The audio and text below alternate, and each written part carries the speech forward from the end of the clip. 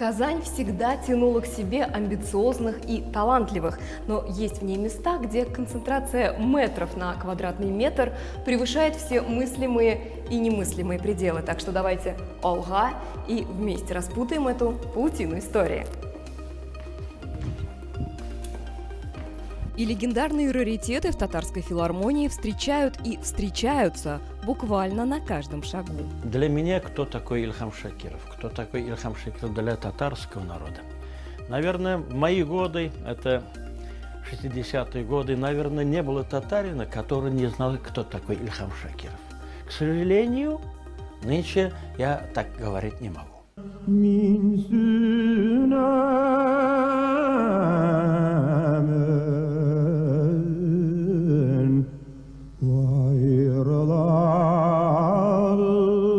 Ильхам Шакиров это был сам голос татарского народа. Вот какой татарский народ, такой Ильхам Шакиров. Как поет Ильхам Шакиров, это вот есть то татарский мон, тот, который мы говорим мон, мы стараемся его перевести. Нет, это голос человека, это голос его души. И если по-большому рассуждать, это голос татарского народа. Это его душа, это тот путь, который он прошел. Есть мнение, что тот самый неуловимый и непереводимый мон Ильхаму Шакирову давался так легко, потому что татарский соловей прошел и прострадал слишком многое. Сын репрессированного отца, успевший и поголодать, и научиться радоваться куску черствого хлеба в качестве первого гонорара. Ильхам Шакиров – это было само совершенство его пения. Во-первых, он получил музыкальное образование. Уже будучи взрослым, уже года ему было уже 20 и так далее, 20 лет, он поступил сначала в училище, но он настолько был одаренный, что его сразу потом перевели в консерваторию. Он закончил консерваторию как певец классического плана, как певец, который может петь и классику, потому что уровень его подготовки, профессиональный уровень подготовки его позволял. Как Ильхам Шакиров музеем стал? Музеи усадьбы, музеи квартиры и прочая музейная недвижимость сейчас мало кого удивят. Но вот человек-музей, сидящий в своем музее-кабинете, дело совершенно другое. Мне посчастливилось работать с ним как раз вот со дня образования этот музей. Музей филармонии – это открытым фондом, это музей-кабинет, естественно, хотя небольшое, но как бы мы собираемся все здесь собирать, вот этих шкафах. Раньше, я как говорила, он располагался на Гоголя 4, где вот это административное здание был кабинетом, рабочим кабинетом Ильхама Гульмутдиновича.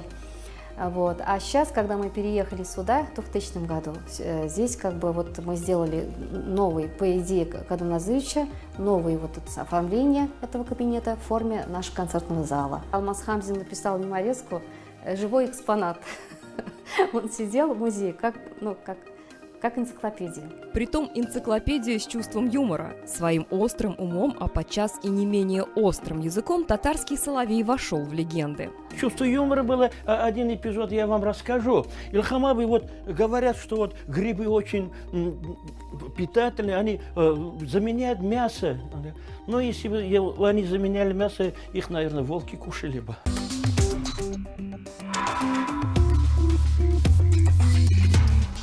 Звание основателя музея, а тем более главного его экспоната, обязывает. А потому коллеги Ильхама Шакирова на его концертный гардероб поглядывали не только с понятным восхищением, но и со вполне практическими и далеко идущими планами. Вот этот тюбетейка, его вид на его разных фотографиях, афишах, вот этот тюбетейк у нас, как бы мы, как зеницу, храним его как память. Хотя он сам это не дарил. Я всегда обращалась к нему: Ильхам Гульмутдинович, может быть, у вас костюм какой-нибудь? Пока не надо. К слову, концертный гардероб Ильхама Шакирова своим масштабом воображение не поражал. Была любимая тюбетейка, был любимый костюм, и корифею этого вполне хватало. Такое же постоянство он проявлял и в работе. Пришел в филармонию солистом, да так здесь и остался на всю жизнь. Больше 50 лет он здесь работал. Потом 1992 года по 2012 года как художественный руководитель. Потом также продолжал уже музыкальный руководитель филармонии. Свои деятельные руки Ильхам Шакиров приложил и к появлению еще одной гордости – ансамбля фольклорной музыки Республики Татарстан.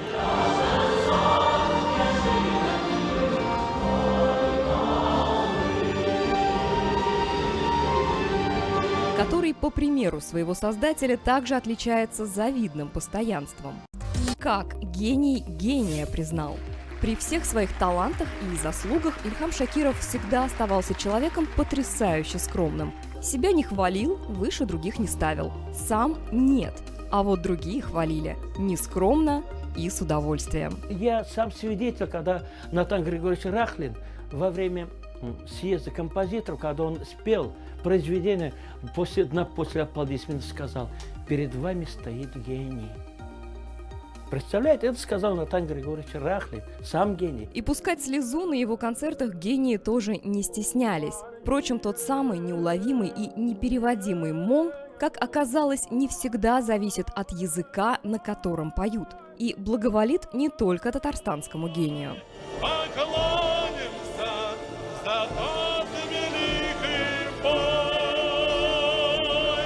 В моей памяти мы его уже пригласили довольно-таки поздно, только в 2012 году. И этот концерт как бы остался в памяти казанцев, я думаю, навечно. Имя Кобзона стало нарицательным еще при его жизни. Званий заслуженный и народный у него скопилось не меньше, чем титулов с приставкой «самый». Самый работоспособный, самый отзывчивый, самый совестливый. Кобзон очень был такой открытый человек и всегда как бы помогал всем. Фактически он никогда не ставил своих коллег в соперники. Он всегда, вот это большое то отличие, которое отличает от многих исполнителей. Не выдержать могли все и все. Техники, музыканты, оборудование, но не Кобзон. Шел концерт где-то 3 часа 15 минут, около того. И он ни разу не присел. И вот и везде, где бы он ни выступал, это будь то Кремлевский зал, будь то где-нибудь там, я не знаю, в сельской местности даже, да, допускаю. И он как бы относился ко всем одинаково.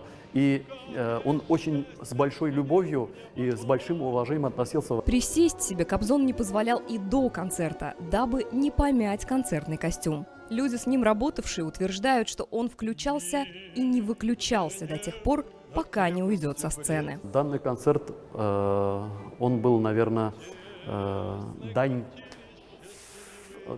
столетию, возможно, я так скажу. Почему? Потому что это были и военная тематика, это и строительство советского периода, да, и революционные моменты. То есть, что охватывало его творчество, это было отражено вот в этом концерте. И мы как бы пережили вот столетие вот в его концерте. Я был потрясен, и у меня слезы наворачивались на глазах. Этот концерт я помню, вот, хотя прошли 10 лет.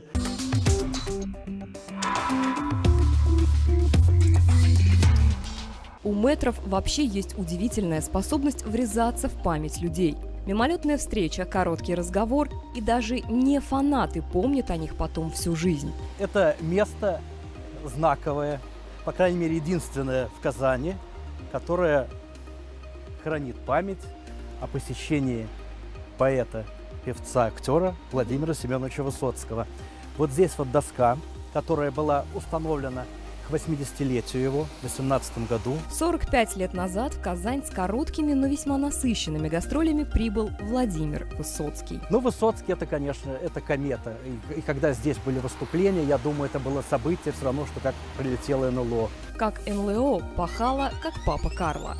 Гастроли были и остаются одним из главных способов заработка для певцов. А так как Владимир Семенович полумер не признавал, то и гастрольный график у него был весьма суровый. 5 концертов в день. Концерты, они не такие, как сейчас.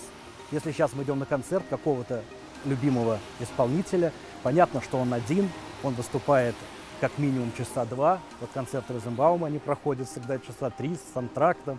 Вот. Это концерты немножко другие. Во-первых, он был не один, участвовал в этих концертах. И по времени, вот у меня практически все записи есть о выступлении в Казани. Самая большая запись – это 40 минут, а некоторые были даже здесь по 20 минут. К сожалению, масштабы личности и таланта не всегда совпадают с размером гонорара, а потому советским деятелям искусств частенько приходилось проявлять смекалку и недюжинную креативность. Находилась раньше филармония. Вот в этом здании он встречался как раз с Маратом Тазидиновым, и они обсуждали вопрос, как значит, дополнительно оплатить ему какие-то деньги, потому что понятно, что ставка у артистов была тогда маленькая. Я думаю, где-то в то время у него рублей 7, наверное, было за выступление. Вот. И филармония шла на такие, как бы, ходы, чтобы автор-исполнитель мог что-то получить, они покупали у него несколько песен. И вот так вот несколько песен, они были записаны здесь же в молодежном центре на катушку, припев и куплет. И за эти деньги, естественно, он тоже что-то получил. Как Высоцкий грозой осветителей стал? Райдер, то есть список требований, был небольшой, но исполняться должен был неукоснительно. Особенно требователен Высоцкий был к свету, а точнее, к его отсутствию. Именно такой случай произошел как раз здесь. Первый концерт 12 числа, в 10, когда он прошел, значит, его ослепляли светом. Он был очень недоволен, и после концерта он высказал все, и объяснял он это так, что, говорит, это мое выступление, это не эстрадный концерт, где там привыкли, что какое-то действие, да, свет, всякие там танцы. Я должен видеть лица людей, глаза, как они воспринимают мои песни. То есть это чисто, он называл это не концерт, а это встреча. И здесь не просто потребность артиста видеть реакцию зрителя. В зависимости от этой самой пресловутой реакции публики Высоцкий в лед менял программу. Что-то добавлял, что-то убирал, так что концерты практически не повторялись. Почему у Высоцкого слуха не было? Они думали, что у Высоцкого нет музыкального слуха, потому что он все время играет на расстроенной гитаре. И решили помочь ему, подстроить эту гитару. Настроили эту гитару, Высоцкий вышел, взял ее, взял пару аккордов и, значит, начал ее обратно перестраивать. Расстраивать гитару, не то. Значит, на втором концерте они решили то же самое повторить. Он берет гитару, смотрит, опять она, значит, настроена неправильно. Он ее расстроил и сказал, если кто еще мою гитару тронет, получит по морде. Так что наказаний без вины не бывает. Намек музыканты-доброхоты поняли, гитару больше не трогали, так что обошлось без члена вредительства. Как актерский талант с уголовным сроком перепутали. Вот скорее все это неразделимое, это и есть Высоцкий.